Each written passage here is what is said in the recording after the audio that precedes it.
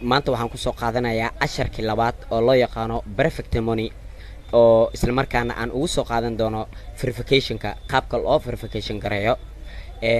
meeshaan markaad taagan tahay soo kici browserkaaga amaba channel aan iraade platformka aad isticmaashid koromaha ani platformka waxaan isticmaalaa Microsoft ayaan isticmaalaa okay perfect money-gaaga qaabkan markii aad u soo dhaxgashid waxaad ogaanaysaa my account-gaagan aad joogtid perfect money-ga maadaama aad u baahan tahay verification-kiisa qaybtan setting-ka ayaa tagaysaa setting-ka ayaa tagaysaan isla mar ahaantan setting-ka markaad tagtaan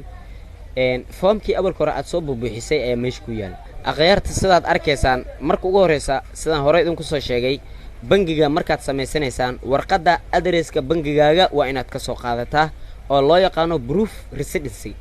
addresska saxda ah iyada ayaa ku qoran sidaas ayaan u geli kartaa haddii sidaas aad u gelinin verification id wax ka aqbalaysa ma jiraan sidaa darteed maanta casharkeena waxaan ka soo qaadanaynaa verificationka oo isla mar ahaantan verification ka loo sameynayo passport documentiga ama ID-ga aad haysatid iyo bangi account okay meeshan fiir marka ma isticmaali karaa lacag ma ku soo shoobi karaa anigoona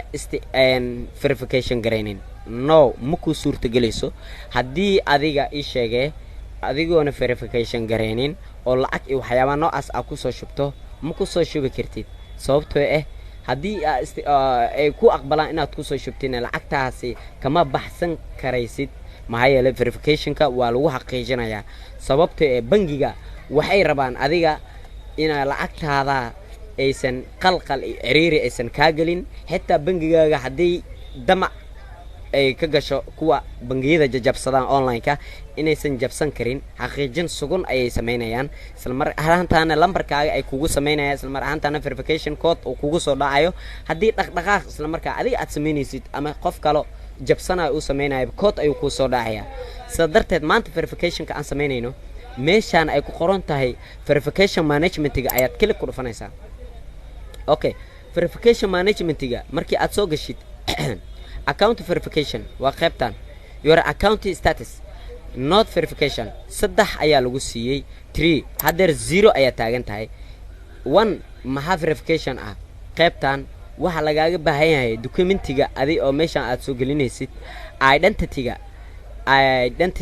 verification document passport or ama driver license haddii aad haysid driver license baawur kaliya ma aha bajaajka naftiiskan adi aad haysatid waa license-kaas dhalashadaada oo ku qoran ayaa muhiim oo ah kaliya ama driver license okay meeshan ayaad imaanaysaa browse ay ku qoran tahay ayaad klik ku dhufanaysaa wuxuu ku soo furayaa window computerkaaga qayb kamid ah ayuu ku soo furayaa waxaad soo qaadanaysaa passportkaaga maxaad ku sameysay awalkiisa hore ayaad scan ka soo qaadaysaa si toosan ayaad scanka ugu qaadaysaa oo nadiifa sawirkaagana la arkayo taariikhdaada dhalashadaada expiration-ka date-ka la arkayo iyo magacyadaada si toos loo arkayo ayaa passportka loo baahan yahay passportka size-kiisa aan iraahday passportka afartiisa koone waa in si fiican loo arkaa oo banaan oo yaala passportka size-kiisa waa inuu ahaadaa 1.5 MB passportkaaga waa inuu ahaadaa JPG ama PNG size-ka loo yaqaano kadibna markii meeshan aad ku dhufatid wuxuu ku diray waxaad ku dhufanaysaa upload the document waad ku dhufanaysaa wuxuu ku soo qorayaa meeshan not verified-ka ay ku qoran tahay wuxuu ku soo qorayaa pending ayuu ku soo qorayaa pending document waxyaabo noocaas ayuu ku soo qorayaa pending maxaa loo jeedaa fiirisma ayuu ku jiraa documentigaaga waxay qaadanaysaa 24 saac mararka qaarna durbadiiba ilaa 10 daqiiqo way ku ogolaanayaan qofba nasiibkiisi laakiin ugu badanaan waa 24 saac ay meeshan ayaa ku soo hartay address-kan kale meeshan waa warqadda aan mar walba idinku celcelinayo bangiga adi mastercard-ka adi aad ka wadatid ayay bixiyaan waxa loo yaqaanaa warqadani proof residency ama waxa loo yaqaanaa information address si ayaa leedahay bangiga tageysa haddii aad haysan information address adigoona perfect money furanin ayaa tageysa haddii aad furatayna janjin ayaa sameynaysaa addresskaaga sidii warqadda uu qoran tahay ayaad ku qoraysaa warqadaasi addresskeeda sida u qoran tahay ayaad ku qoraysaa meeshaan ayaad soo gelinaysaa ayadana cabirkeed waa inuu ahaadaa 1.5 MB JPG ama PNG waa inuu ahaadaa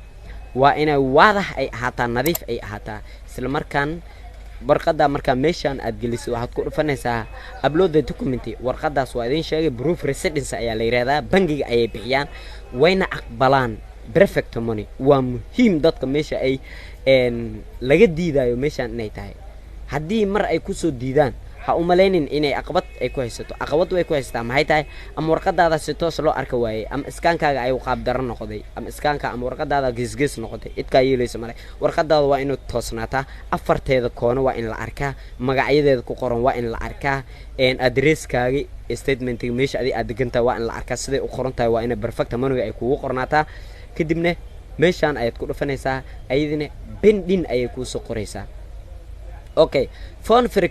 verification kana markaas kadib ayuu ku soo furmayaa qaabkee aniga hadda ayaa idin tusaya in li aqbalay ayaa idin tusaya markaas ani li aqbalayay waatan warqada ku ani aan sameeyay waa kaas passport document markii aan galiyay pending ayay ii direen meesha markii la soo gaaray warqadii oo proof residence ana idin sheegay bangiga ani aan ka heystay ayaa meeshaan geliyay sida darteed liisaska hadaa doontid 1.5 waad ka hoos marin kartaa laakiin 1.5 yeysan ka kor marin 1.6 hataa yeysan noqon maxaa yeelay warqada hadhowdii la arki maayo saxaab ama wax madow ayaa fuulaya okay qaybtan markii ani aan geliyay waxaan sugay 24 saac ayaan sugay 24 saac markaan sugay meeshii saddexda ahayd laba ewerka ahayd laba ay soo gashay passportka waa lagu ogolaaday ayaa la yiri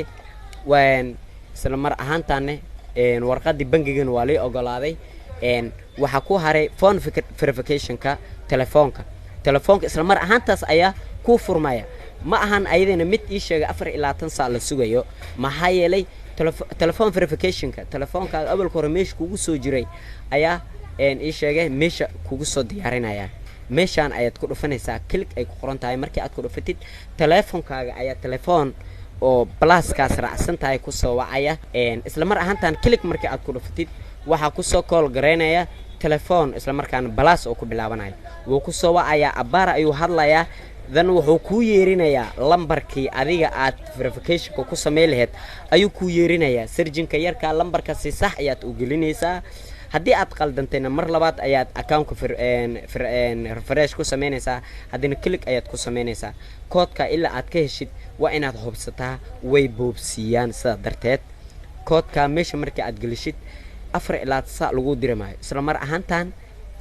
verified lagu leeyahay waa lagu ogolaanayaa waa ka ani hadda waa verified ay ii ogolaadeen waa kaas oo ii verify gareysan yahay sawir ayaan ka qaaday sababtoo accountiga realka qofka markuu sameysanayo oo dhabta video kama duuwayo maxaa yeelay sembro waxani waa bangi sida darteed waxa loo baahan yahay qofka markuu waxa dhabta uu sameysanayo oo raasmaalka oo noqonayo uu sameysanayo waa inuu qarsadaa aniga hadda waxaan verificationka asharka hore aan soo sameynayay ma aha midka dhabta aniga aan isticmaalayo keyga dhabta waan qarsaday waa midka hadda verificationkiisa oo lii ogolaaday maadaama lagu ogolaaday perfect money waxa taagan tahay heerka ugu fiican oo bangi online oo ogolaaday oo lacagtaada faa'iidada inta ayaad kala bixaysaa